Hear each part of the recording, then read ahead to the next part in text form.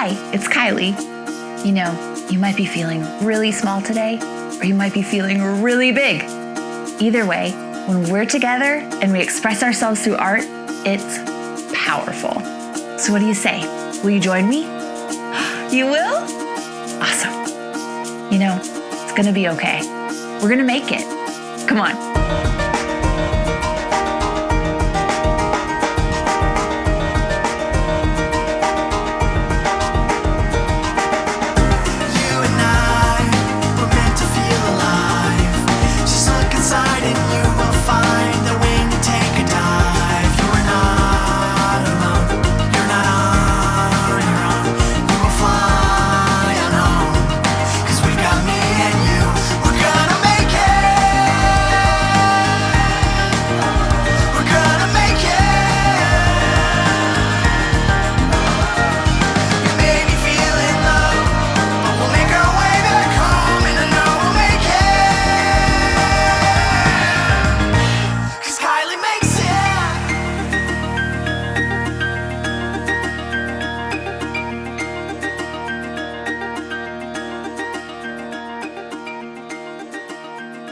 Hi friend, it's me, Kylie, and I am so excited that you're here today because something magical is about to happen.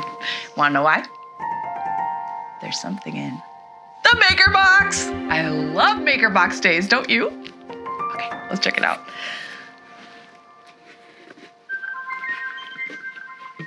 Oh, it's the biggest paintbrush I have.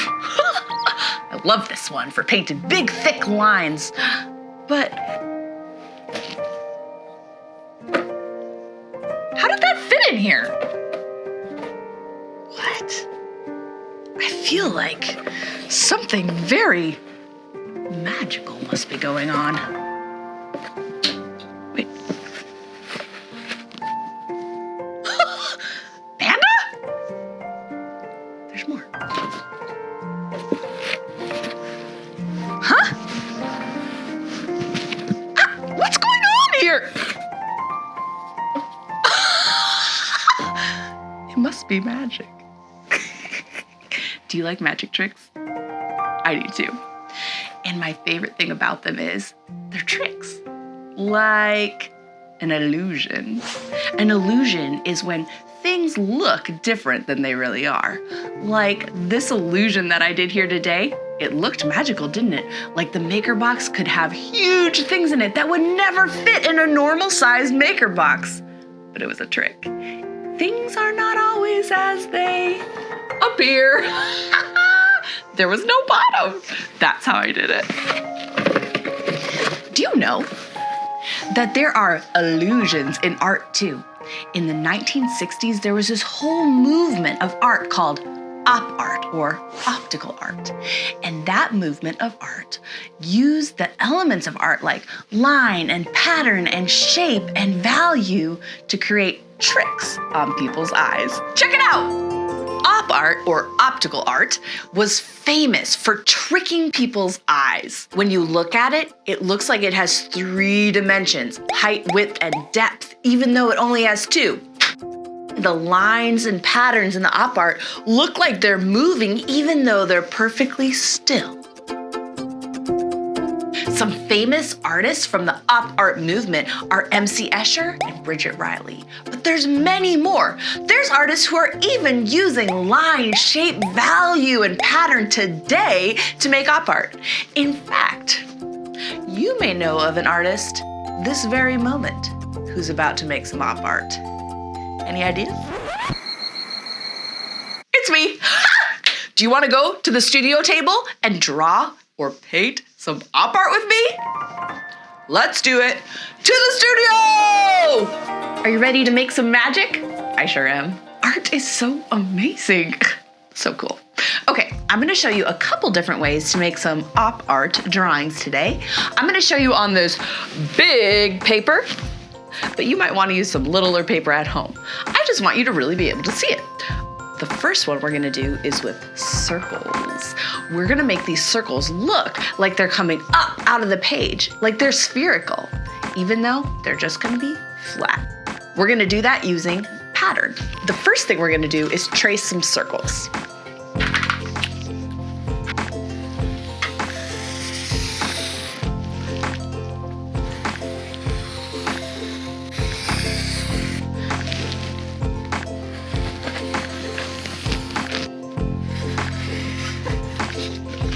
All right, now that we have our circles traced, we're gonna make some straight lines using a ruler. Because my paper's so big, I'm using this yardstick. If you have a little ruler and a little paper, that'll work just fine. I'm gonna use my ruler to make sure that all of my lines are evenly spaced. So I'm just gonna decide how big I want them to be, and then I'll just make some marks on each side of my paper and then use the ruler to draw them up.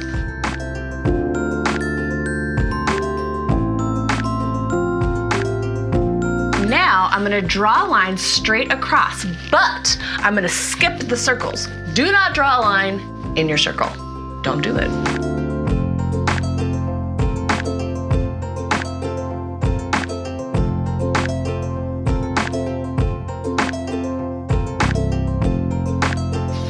Cool. Now I have my lines going horizontally. I'm gonna make some lines going vertically, also 3 inches apart, so that I make a grid of squares.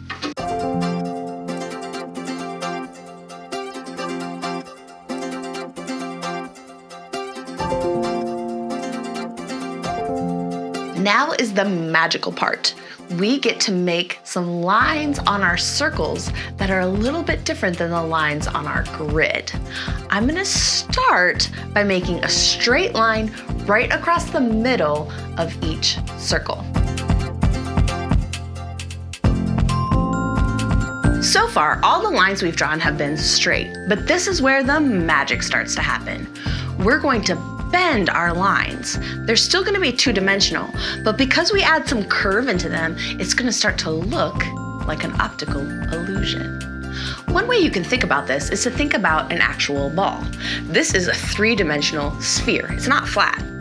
You can imagine that you're using your pen to draw a line around the curve of the ball. So, whenever I draw on the sphere, my pen is going to have to curve. I'm gonna start from this middle line, bending it slightly in the middle, just kind of following this curve. So I'll start over here, and I'll bend my line a little bit. Then I'll mirror that on the other side so that it's symmetrical. Symmetrical means same thing on both sides. Now I'm gonna do one more line on each side, bending it a little bit more so it fits right in that space. Ready? Boom. By curving these lines, we're making this look like it's a whole curved sphere instead of a flat circle. That's kind of the trick. Now I'm gonna do the same thing vertically. I'm gonna leave my middle line out just to lend to the illusion. Okay, so I'm gonna just start with like these lines that we drew, like this. Ready? Curved a little. Curved a little. And now I'm gonna fill it in just like we did when we went horizontally. Boom. This might be a little hard to do at first, but if you keep practicing, you could totally get it and make some amazing art.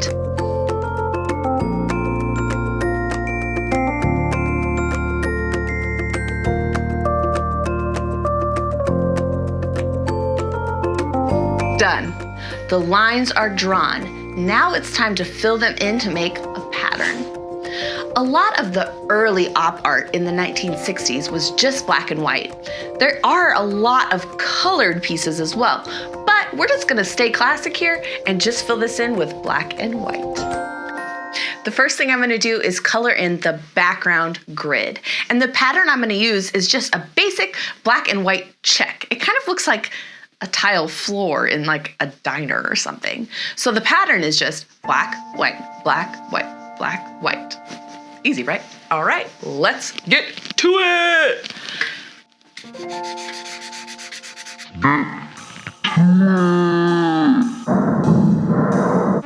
Oh my goodness, this is gonna take forever. I'm gonna use paint. Okay, let's try this again. Oh yeah. moving to the next square, we're gonna leave it white, black.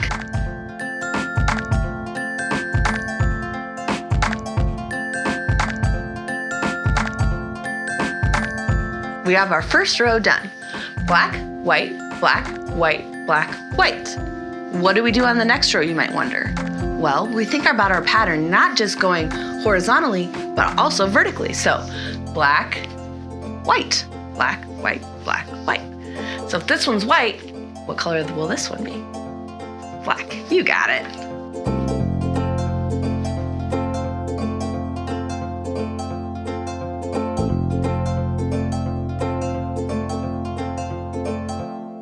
Which one? Black.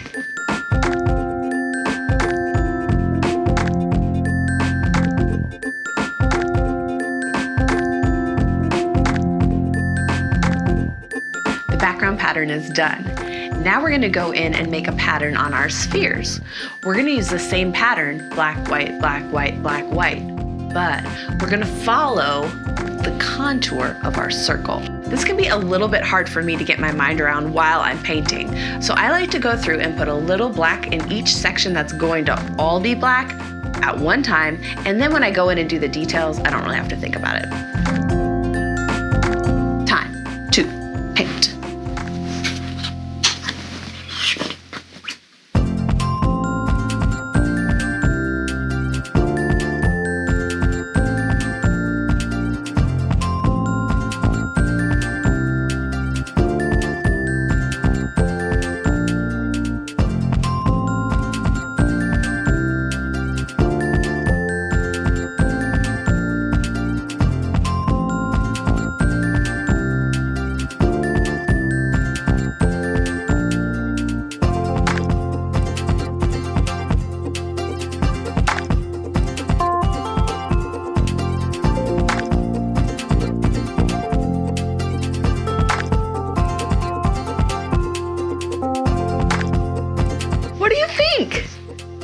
It's really cool, isn't it? And it's so easy, but it's so magical.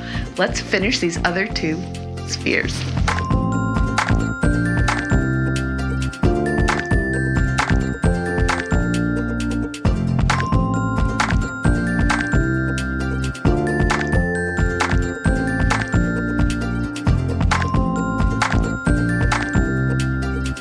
The patterns are done. I think that this looks amazing, just like this. But there's one other thing I want to try. We used line and pattern to make this optical illusion. Now let's add in some shades and tints to take it one step further. I need some white paint, stay there. Now I have a puddle of white and I'm going to add a highlight onto my spheres. With my paintbrush, I'm gonna take this white and following the contour that I already drew, I'm gonna add just a little white space like that. This is gonna make it look like the light is shining off the top of the sphere.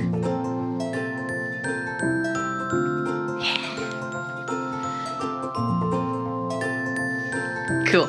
Now I'm gonna mix up a gray, so white with a little bit of black in it.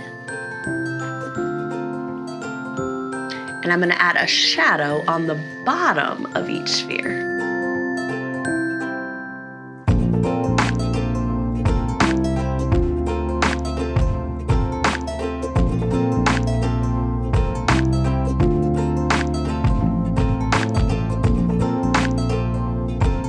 And there you go. Do you feel the magic?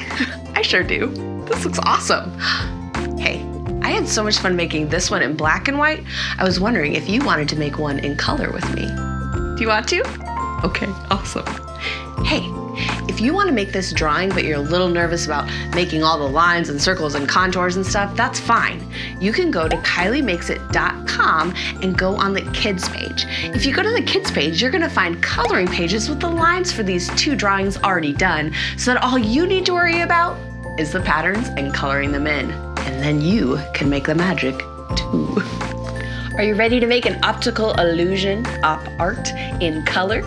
I know I am. Okay, we're gonna still start in black and white. So I have my big piece of white paper, but you can use your own smaller one, or you can skip this part and get the printable at KylieMakesIt.com.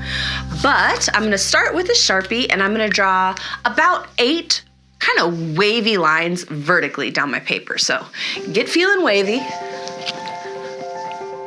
You wavy? All right, I am too. Okay, ready? Loosey-goosey, ready? Oh, 1, oh, yeah. 2, 3, 4, that one was crazy.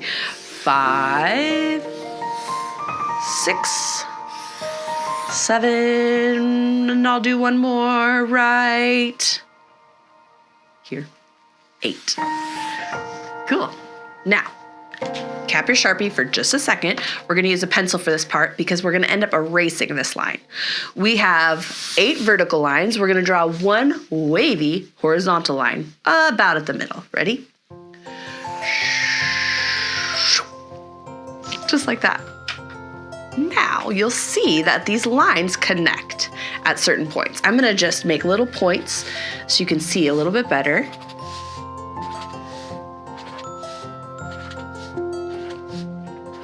And then we'll kind of imagine a point over here and over here. Great. Now we're gonna take our Sharpie and we're going to make curved lines to connect the dots that I made where the lines intersect. If we're above this horizontal line, we're gonna curve our lines up. If we're below the horizontal line, we're gonna curve our lines down. Watch, I'll go up first, so. Bloop. Bloop. Sound effects really help this one. Bloop. Oh, here's a big one. Get ready. Bloop. Oh, we made it.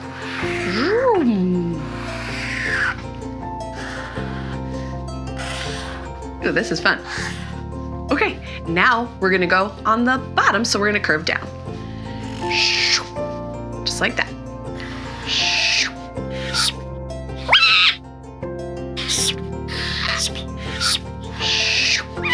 Awesome.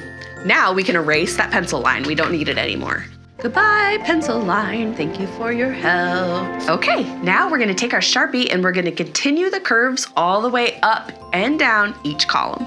So we're just gonna follow the lines that we made. Again, if we're on the top of that line, we're gonna curve up. If we're on the bottom of that line, we're gonna curve down.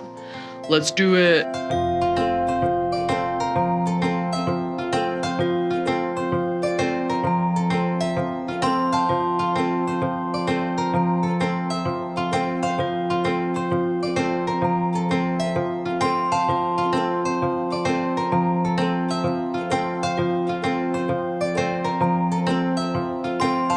We're gonna use pattern and value to make this optical illusion.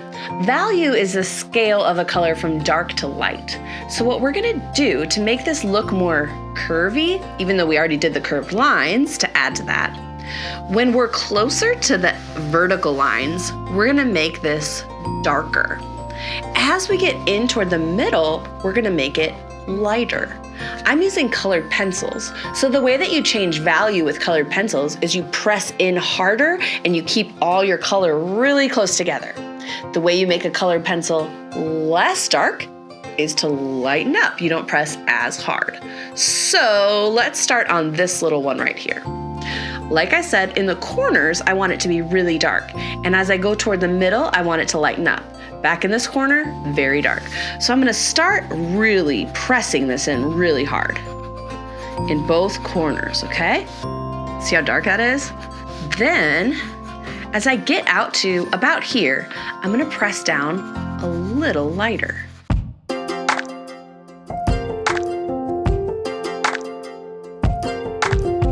Then, for the middle, I'm gonna go lightest of all until I just have one white stripe in the middle. You see how that starts to look kind of sloped? I'm gonna keep doing that for every stripe. And I'm gonna do a pattern of every other color. So I'll do one that's blue and let's say purple for this stripe. So for purple, I'm gonna start in really dark on the sides. And then I'm gonna start pressing a little lighter.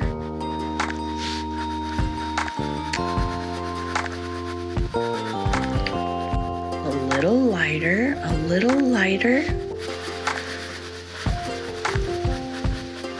Until there's just that one highlight in the middle. I'm gonna do this for this whole strip.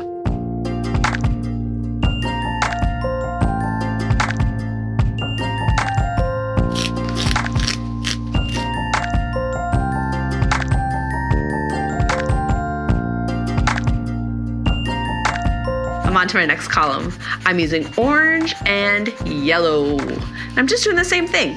Dark on the sides, lighter, lightest in the middle. This is going to create my whole optical illusion. This drawing is gonna take me quite a while. In fact, it's almost time for me to get Dax from school. I'm gonna have to come back to this another time. Don't worry, I'll bring you with me. When I did our first optical illusion with black and white, I picked paint because it would be faster and it would really fill up those grids really nicely. But I picked colored pencils for this one on purpose. One reason is I really like how you can make different values with colored pencils. But another reason is they're kind of slow. Sometimes I like making art really fast. Sometimes I like making art that's gonna take a little while, that's gonna take some patience. It's good to practice being patient because so many times in the world we have to be patient when we don't want to. Sometimes it's really good to practice being patient when we're doing something we really like doing, like drawing. Also, I feel like we do so many things in a day. Think about it. You wake up, you eat breakfast, you get ready, you go to school or wherever you go, and it's just like go, go, go, go, go, go, go, one thing after another. And even though it's really fun, sometimes it can kind of stress you out. You're just going all the time. So sometimes art can also be a way to just help us slow it down and just do something that's beautiful, feels good, and is relaxing. One more for now, but don't worry, I'll be back.